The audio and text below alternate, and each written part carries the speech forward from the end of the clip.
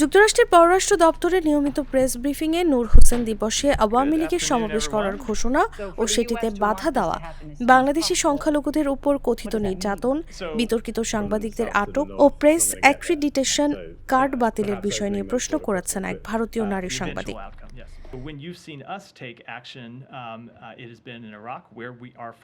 স্থানীয় সময় সোমবার প্রেস ব্রিফিংয়ে কথা বলতে আসেন পররাষ্ট্র দপ্তরের মুখপাত্র ম্যাথিউ মিলার। সে সময় ভারতীয় সাংবাদিক প্রশ্ন করে বলেন, আওয়ামী লীগের শান্তিপূর্ণ সমাবেশে সংঘবদ্ধ হামলার খবর শোনা যাচ্ছে। নারীদের উপর হামলা, সংখ্যালঘুদের উপর হামলা, সাংবাদিকদের জেল ও প্রেস অ্যাক্রিডিটেশন কার্ড বাতিল করা হয়েছে।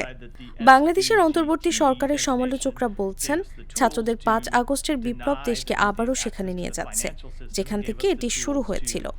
আমরা দেখেছি বেদান্ত প্যাটেল এসবের নিন্দা জানিয়েছে।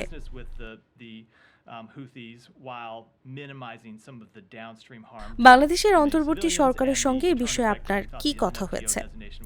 জবাবে মিলার বলেন, বাংলাদেশের সঙ্গে আলাদাভাবে কি কথা হয়েছে সেটি আমি এখানে বলবো না।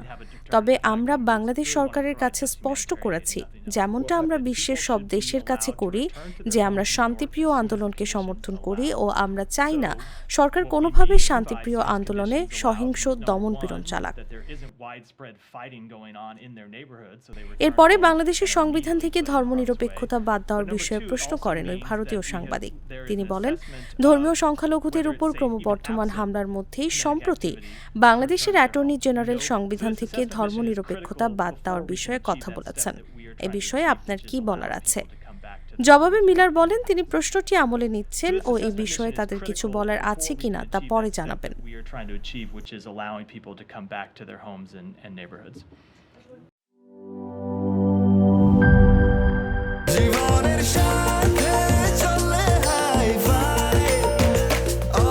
স্বাস্থ্যকর অল টাইম, সব সময় অল টাইম হেলদি লাইফ।